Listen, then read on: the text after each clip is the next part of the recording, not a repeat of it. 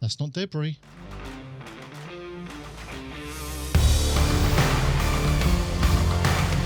It will.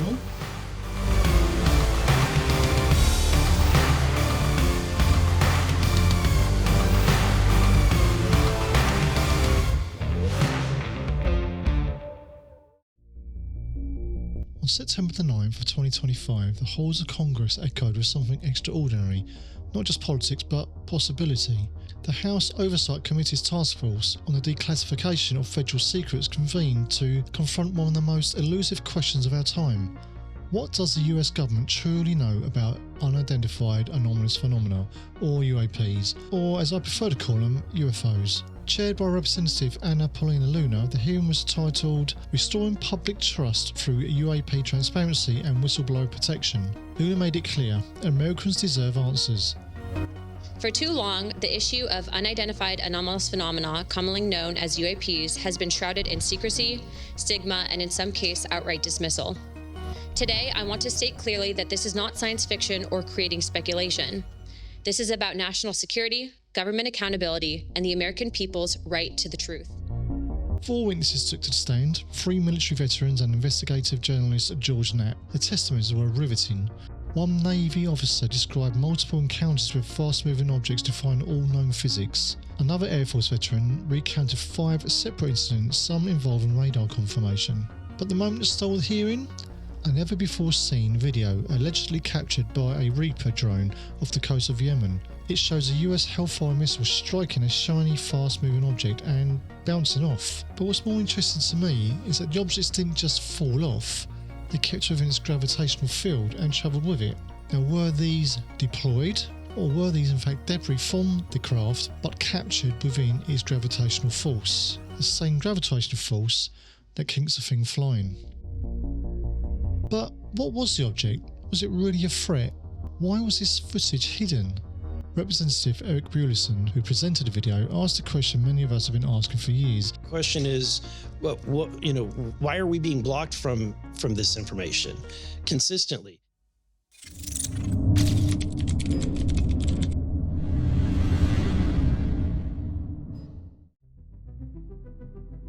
So I just want to go through the quick analysis of the Hellfire missile hitting the UFO, as I prefer to call it. As you'll see, it comes in from the top left of the screen. There is no streak behind it because it doesn't work that way. It has a very fast burst of energy from the propellant, and then it sort of silently glides towards its target, which makes it a very silent and very deadly killer. But here it comes up onto the target. We'll go very slowly. There's the impact. Now, what I want you to take note of is that the missile is now here.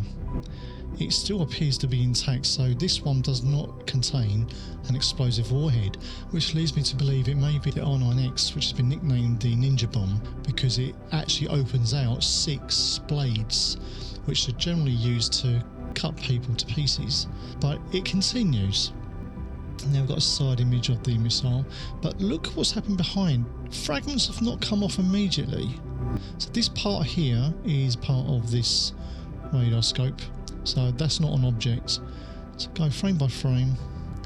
Now look at this. Here's the first real object that is coming out the back of the UFO, followed by another, and followed by another. In fact, you end up with 3 which go in a nice triangular shape and go along with the UFO itself, and they travel with it. Now, a lot of people are saying, oh, this is debris. My friends, this is not debris. These are like missile flares. These are decoys. So this UAP is deployed these things, which is why it travels with it. If we go back to the just play the footage again. They travel along, and they just sort of spread out, and there's movement to them. Now, I did originally think that these were debris and they were caught within the gravitational field of the UAP or UFO itself, but I'm not so sure now. If we can go look at the impacts again in a lot closer. Look again. Now here's the impact. Bang, that's the moment of impact. And again, remember that object there is not debris. Okay. Now we have a deployment 1, 2, 3. And they form a protective field on the rear of the main object itself as they then travel along. Now I think that's more interesting than presuming that's just debris that's caught in its gravitational field. This has a defensive mechanism. So was that a bounce off from the Hellfire, or was that a manoeuvre and then a deployment of defensive tactics afterwards? I don't think many people have picked up on this, and I think it's very important that we take note of that, because that does signature to me, a very advanced technology. This Hellfire rocket has done nothing. Now, maybe it's because it didn't have an explosive payload, maybe it used the blades, and each one of these rockets costs around $100,000 each, by the way, and it can be launched from the Reaper drone. I've done my research into that, so that's definitely, yes, a possibility. So we are looking at the right missile, but I do not think that those objects there are debris any longer. I believe they are defensive deployments.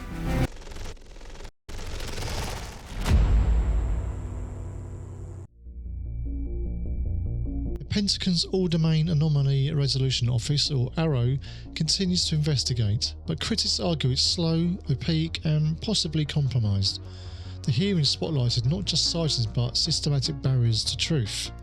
Beyond the craft and the footage, the hearing emphasised something vital: whistleblower protection.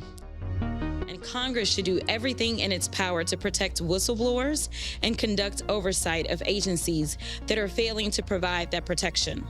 Democracy depends on transparency, and transparency often relies on the courage of individuals willing to risk their careers, reputations, and in some cases, their personal safety to tell the truth.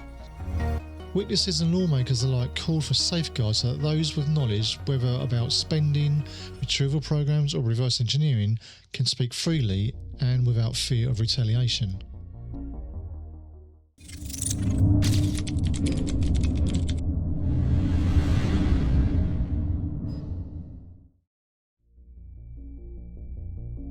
So as you have seen from the video footage that we've submitted, we do not believe that that UAP in the video was actually struck properly by the Hellfire rocket. We believe that those 3 objects were actually deployed by the UAP, which is quite incredible. I don't think anyone's actually noticed that other than this agency, which is a first. I mean, does it really look like 3 solid, equally sized objects just happen to fall off and then continue to travel with the object? That to me doesn't make sense. With my experience with explosives in the past with the military, and many years ago when I worked in ordnance, no debris is ever the same size or shape, but those 3 objects kind of are. So we put it here that those were deployed, they were not fragments. I don't believe the Hellfire rocket did a single thing. I'm not even sure it impacted. But have a look at the video again and let us know what you think in the comments. We stand on the threshold of a revelation. For decades now, the UFO phenomenon has been buried in layers of secrecy for years. You are either laughed at or just dismissed. But today that veil is thinning, and that's not by accident, that's by design. The SEPI Agency supports the full disclosure movement and the acts known as the UAPDA, the UAP Disclosure Act, which is a bipartisan effort that promises not just transparency, but, more crucially, accountability.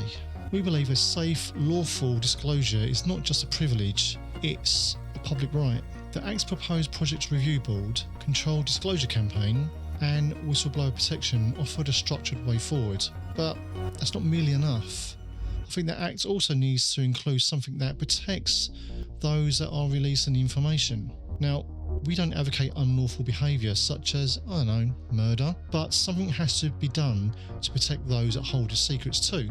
Otherwise, they're not going to be willing to give that information over. So the agency proposes that the UAPDA needs to add another element in, and that is protection of the actual people giving up the secrets. We're going to have to learn to forgive and maybe not forget, but you know what I mean.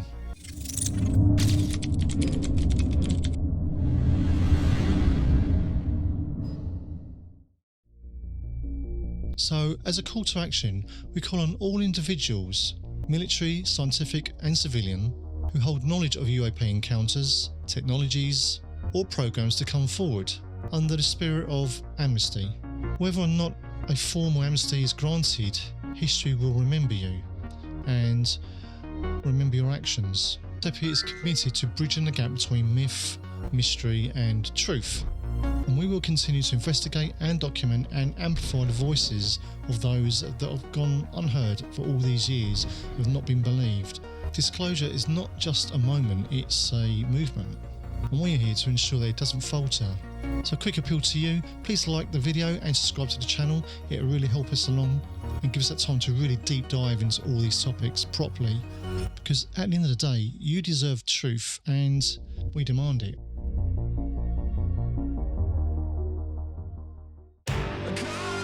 Please remember to like the video and subscribe to the channel. And remember, you deserve the truth and we demand it. I don't care, I won't break my stride.